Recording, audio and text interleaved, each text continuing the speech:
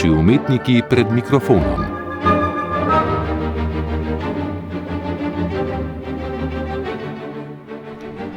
Na današnji dan pred 80 leti se je rodila Alenka Pirjevec, dramska igralka, predvsem pa vsestranska lutkovna ustvarjalka. Alenka Pirjevec se je v bogatem in raznovrstnem opusu dokazala kot igralka, animatorka lutk, režiserka, dramaturginja, avtorica celostne podobe uprizoritve, scenografka, snovalka in izdelovalka lutk, mentorica, umetniški vodja Lutkovnega gledališča Ljubljana.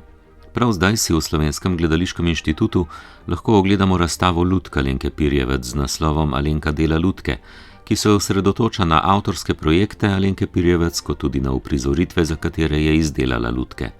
Sledimo je od leta 1994, ko so v Cankarjevem pohujšanju prvič zaživele lutke v njeni izdelavi, do 2017, ko je s predstavo Prva ljubezen zaokrožila svojo lutkovno kariero. Z Alenko Pirjevec se je leta 2015 pogovarjala Tadeja Krečič. Alenka Pirjevec, jaz bi se v pogovoru rada vrnila v 60. leta, v čas, ko ste se odločili za igralski poklic. Zanima me, kaj vas je navedlo k temu? Kakšno je bilo to ozračje, iz katerega je potem prišla odločitev, da ste šli študirati dramsko igro?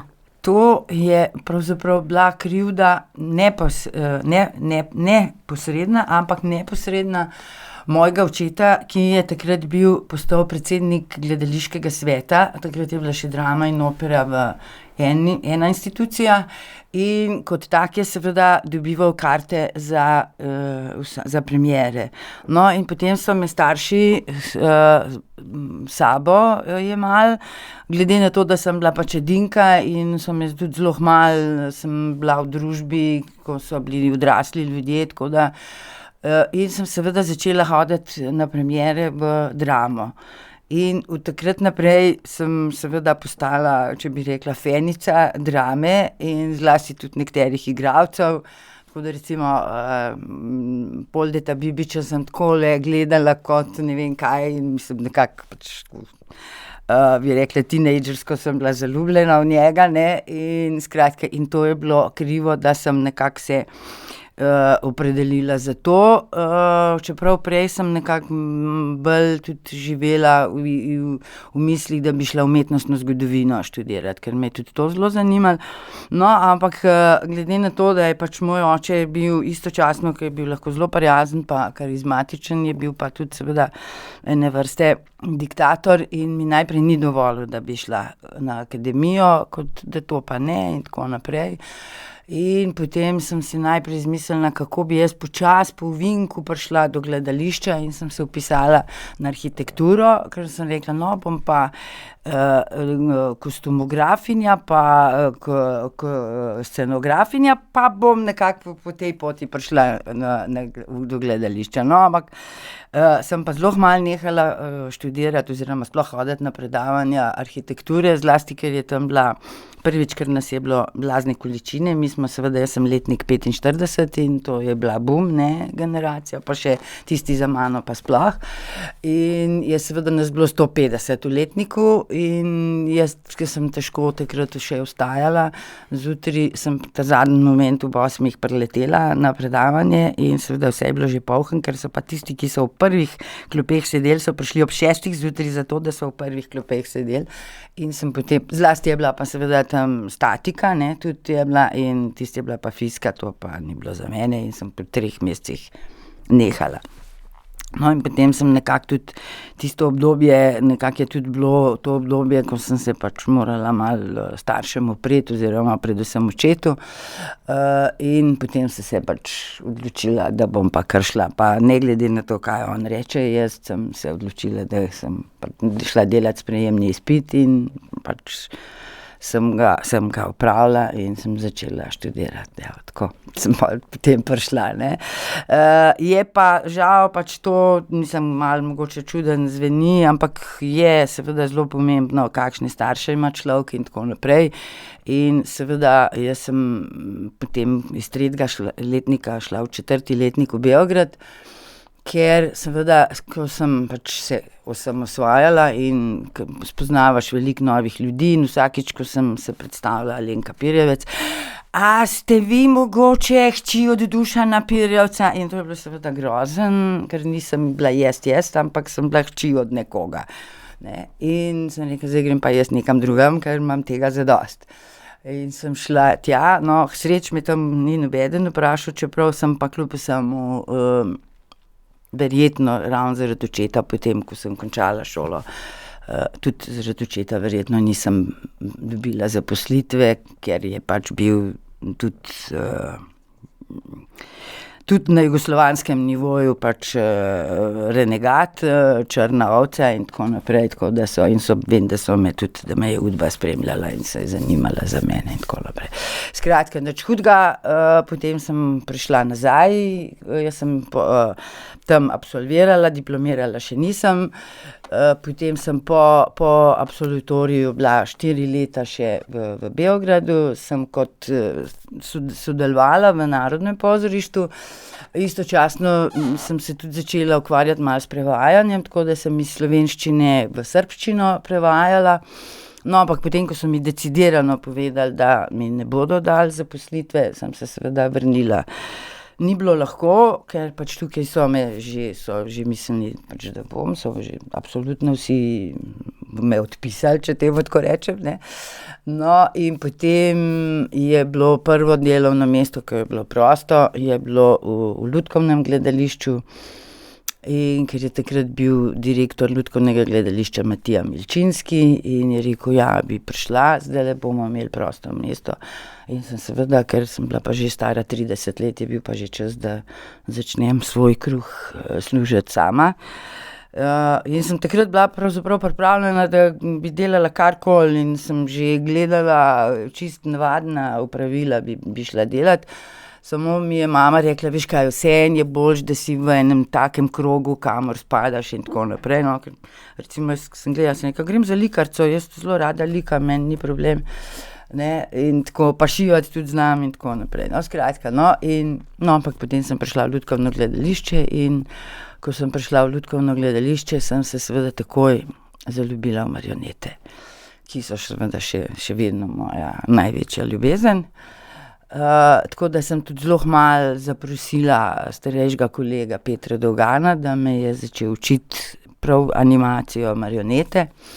No, in potem sem seveda še sama tudi nadaljevala in tako naprej, tako nekako.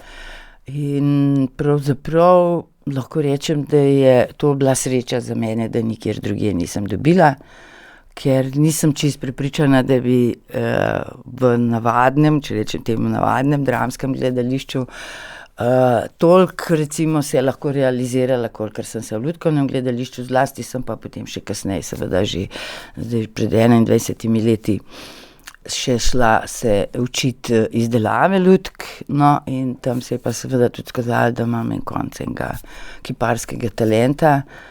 In od takrat naprej seveda sem jaz tudi kar precej enih lutk naredila, tudi potem predstave sama delala in tako naprej. Tako da v bistvu tisti, ki so mi škodovali, so mi v resnici tudi v bistvu po drugi strani pa koristili.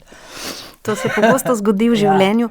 Moram reči, da ste me malo presenetili s to informacijo, da je bil vaš oče Dušan Pirjevec proti temu, da greste na Akademijo za gledališče.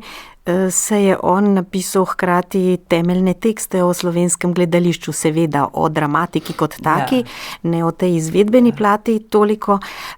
Pa kljub vsemu še malo vprašam, to ni bilo tega ozračja doma, da bi vas že vzpodbudilo, razen tega, da ste hodili v gledališče? Ne, mama je bila zelo tolerantna. Dočim moj oče pa pač tudi nekateri, sicer so najbrž že vsi v glavnem pokojni, moj oče je znal biti tudi neprijeten in je znal, na žalost, tudi imeti o kakšnih posameznih ljudeh dosti negativno mnenje. In ravno o nekaterih profesorjih na AGRFT ni imel ravno najboljšega mnenja in nekako zaradi tega me ni pustil, da bi jaz šla tja, da bi me ne bi slabi profesorji učili. No, tako je bilo, skratka pač glede na to, da je bil moj oče, nekateri ga poznajo mogoče po negativni strani, nekateri pa ga bojo pa samo hvalili kot ne vem kaj, tako rekoč kot Boga, so bili vanj zagledani, kar je tudi pretiravanje. No, tako da zato pač ni nekako bil navdušen, no, je pa pravzaprav pa niti ni vedel, kaj bi on zdaj z mano, ker res pa je, da je bil še mlad, ne, sem imela zelo mlade starše, ne, mama je bila stara 23 let, ko me je rodila, ko sem jaz prišla na svet in pa oče bil pa 24, se pravi, to so bili mladi starši, ne, in so v bistvu še, zlasti on si je v glavnem zelo veliko s sabo ukvarjal, ne, in mal je bil, ne mal, kar precej bil egocentričen, ne. Tako da in iz tega pač ni, ampak hvala Bogu sem se mu jaz uprla in sem začela po svoje živeti, ne. Ampak potem, ko ste začeli študirati, ste bili zadovoljni s študijem, tudi s profesorji oziroma s to interakcijo med profesorjem, študentom, ki je pri tem... Nekateri, ja, moram pa priznati, da ene stvari je imel oče kar prav, mislim, potem sem mu morala dati kar prav. Recimo zelo zanimiv profesor je bil Filip Kombatovič, tam sem ogromno novega sem zvedla. Kot odličen profesor je bil seveda Pino Mlakar, to je bilo enkratno, tudi kar se tiče enega etosa, igralskega, in discipline, pač disciplina mora biti, včasih se reče, disciplina je lahko teror, ja, je, če se pretirava, ampak toliko in toliko discipline pa seveda mora biti, kar je seveda pri vsakem delu, ker če ti ne delaš, se ne razvijaš, nisi discipliniran, potem ni iz tebe nič, ne. Pol v Beogradu pa tudi, ne, je pa tudi bilo, tam so pa zelo, v Beogradu so zelo insistirali v bistvu sodelovali vsi po principu Stanislavskega, ne tisto toliko čustvovanje, ampak tisto, kar je, se pravi, po principu delovanja, to je notranje delovanje, zunanje delovanje, da je pomembna akcija, ne pa samo neki kar tako razmišljati ali pa samo besede, ampak da je to, no, tako da tudi to je bilo koristno, da sem šla tja. Če se zdaj posvetiva lutki, mislim, da sem v neki oceni vaše predstave prebrala, Alenka Perjevec verjame v lutko. To je napisala Mojca Jan-Zoran. Ja. Verjetno je pri vas pomembno ne samo to, da v lutkovnem gledališču pride do te dvojne iluzije gledališča, ne samo človeka na odru, ki prezentira nekoga drugega, ampak da je še lutka, to se pravi, da je igralec nekje vmes v tej iluziji. Vendar je pri vas pomembno tudi to, da ste lahko realizirali svojo likovno nadarjenost. V Franciji ste se šli ste na izpopolnjevanje oblikovanja lutk. Mogoče o tem nekaj poveste. Ja, meni to je, da verjamem v lutko, to je res. Jaz sem tudi na to temo, ker sem pač potem v Ljubljani, na Ljubljanski akademiji vpisala tudi postdiplomski študij, se pravi, sem magistrirala in sem tudi z naslovom Nevidni prostor med igralcem in lutko in sem se seveda s tem veliko ukvarjala in imam tudi pač v tej nalogi precej velik poudarek, precej teksta sem posvetila tej, kaj se dogaja med lutko in igralcem in kaj mora igralec narediti, da je lutka v prvem planu, čeprav je tudi on na odru.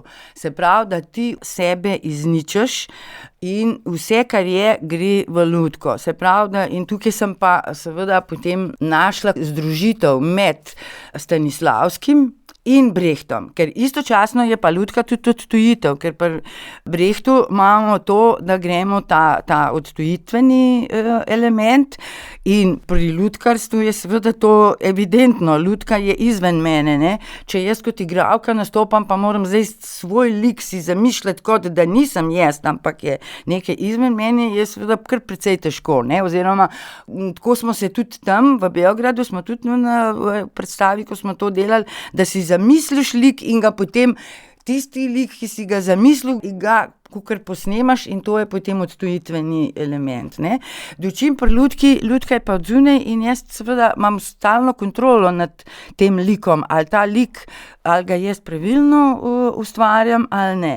Istočasno pa seveda moram pa tej lutki, ki je izven mene, ki na koncu seveda postane tudi del mene, ker ali če jo imam na roki, je tako rekoč moj podaljšek, če je pa marioneta, gre pa energija, oziroma jaz zelo nerada to besedo uporabljam, tako da rajš rečem, ker v bistvu vse stvari izhajajo iz centra, iz plexusa solarisa, ne. Mi dihamo od tukaj grejo impulzi, od tukaj gremo, ali se nekaj nam groznega zgodi, ali kakorkoli, skratka, impuls gre tukaj. Zdaj, če sem jaz normalna, če jaz brez vsega igram, gre impuls in potem gre direktno v publiko ta impuls, ne. Če pa imam lutko, gre pa ta impuls in to sem tudi zelo natančno narisala v tej nalogi, ker sem tudi jo pač opremila z ilustracijami oziroma fotografijami, ki sem jih potem še dopolnjevala. Skratka, impuls gre iz prepone, iz plexusa solarisa gre gor, sem v toraks in potem gre ta impuls po roki, zdaj pa ali gre gor v ročno lutko, ali gre pa dol na vodilo, na katerem je lutka privezana in potem gre po nitkah dol, kar pomeni, da ta moja čustva, ki so seveda impulzi, zdaj ali so majhni ali to je zdaj seveda pač odvisno od vloge, in to jaz na ta način dam lutki življenje, se pravi v bistvu s svojim dihanjem, ker to je vse povezano pa tudi z dihanjem, ne. In seveda dogaja se, da lahko ista lutka drugače funkcionira, če jo imam jaz ali pa če jo imam nekdo drug. Ko sem se pač s tem ukvarjala, sem prišla do tega, da sem seveda jaz v službi lutke, da ni moj ego, zdaj če imajo igralci prehud ego, je pol problem, kako bojo oni z lutko, ker mislijo, jaz sem ta glaven in mene boste gledali in samo jaz, ne. Niso samo igralci, so mogoče politiki, še hujši, no. Ampak skratka, tako da je seveda, da sem jaz v službi lutke, da jaz in z leti sem se recimo zelo in sem pol tudi imela probleme, kadar sem pa morala z obrazom izražati, da sem se zelo zdisciplinirala, da sem imela čustvo, ampak obraz je bil pa nič, na obrazu ni bilo pa nič, ampak je tisto čustvo in tudi glas, ki je bil v skladu s čustvom, je šel na lutko, jaz sem bila pa nič, ne, nisem imela nobenega izraza, ne. Tako da je to in to tudi nekako potem tudi le v nalogi utemeljujem, da je recimo še v starih časih, to so pač zgodovinarji, ki so se ukvarjali tudi z lutkarstvom, zgodovine lutke, da so v antiki, v Grčiji, da so svečeniki naredili take kipe, pa niso bili iz kamna, ampak iz nečesa drugega, ki so bile v bistvu lutke in so imeli mehanizme in so bili tudi povezani, da so jih od znotraj animirali, da so kakor naredili, evo, Bog je prišel na zemljo in so potem ali glavo premikali ali roke premikali in seveda oni so morali nekako verjeti, zato da so potem tudi ljudje verjeli, ne. In tako nekako jaz pravim, da je pač treba verjeti, istočasno pa seveda upoštevati določene stvari, do katerih je prišel Stanislavski, to so te tako imenovani predmet pozornosti, ki tudi navaden igralec ima, ne. Če jaz recimo, ne vem, tole mi je zelo pomembno meni in zdaj, kako se bom jaz do tega dokopala, seveda je to moj predmet pozornosti in se skoncentriram na to, ne. Jaz se pa seveda na lutko. To sem pač nekako prišla do tega, da je lutka moj gospodar, ne. Alenka Perjevec, vprašala bi vas o lutkovni predstavi za otroke in o lutkovni predstavi za odrasle. Prav to, ko ste razlagali o tem vmesnem prostoru, o praznem prostoru med lutko in igralcem, kako to, da ima prav za otroke lutkovno gledališče tako velik čar, da ostane v spodnjih plasteh spominov tako rekoč vsakega človeka, ki je kot otrok prišel v lutkovno gledališče. Zakaj je prav za otroke ta iluzija tako neskončno močna? Mogoče še bolj kot za odrasle, za katere se kljub vsemu dela relativno veliko predstav zadnja leta, vsekakor, oziroma vedno več. Napredek. Zdaj, če gledam teh zadnjih 40 letih, to je velik napredek. Zdaj, moram priznati, da se nisem toliko s tem ukvarjala, ampak jaz mislim, da je verjeten, ker vsak otrok, recimo, če nekaj bere ali kakorkoli, si nekaj predstavlja. Potem gre pa v gledališče in tisto, kar si je on mogoče čisto drugače predstavljal, dobi na odru in zdaj mora pač in seveda v glavnem to verjame, da to uživi, ne. In jaz mislim, da predvsem je to tisto, kar je čarobno. Gre dejansko za to, ta preskok iz mrtvega predmeta, ki nenadoma oživi. Mislim, da je to tista čarobnost. Drugače si tudi jaz ne bi znala predstavljati, da konec koncev otroci sprejmejo vse, ne, zato je tudi zelo važen, zdaj, kakšne so predstave in kakšno likovnost jim ponujamo, ne. Žal vemo, da je tudi ogromen kiča in tako, ne. Čarobno je tisto, kar da mrtev predmet postane živ in to je tisto, kar pleni, ne. Tako jaz to smatram, ne. Kar se pa odraslih tiče, je pa seveda, ne glede na to, pač v lutkarstvu, recimo, ali pa v dramaturgiji, ali pa v tem, kako mi delamo, seveda, mi operiramo z znaki. Lutka je v bistvu znak za nekaj, ne. Metafora, ne, če to tako naredimo.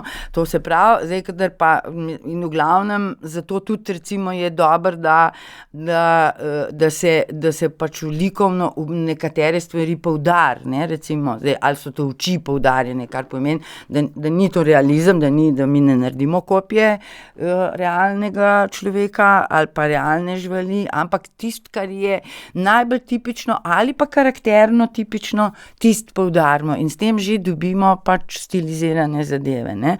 Tudi zelo važno je, recimo, da rušimo proporce, zaradi tega, ker če gremo že tudi pri človeku, ne, recimo, to so že zdavnaj v zgodovini lutkarstva ugotovili, ko so delali, da normalno je glava pri človeku 1:7, ne, to lutkarstvo to ne, ker potem bi glava bila nadaleč premajhna in glava pa mora biti izrazna, se pravi, glava je vedno večja, tako da recimo imamo tudi blazne ekstreme, da je glava celo, da je trup enako velik kot glava, ne.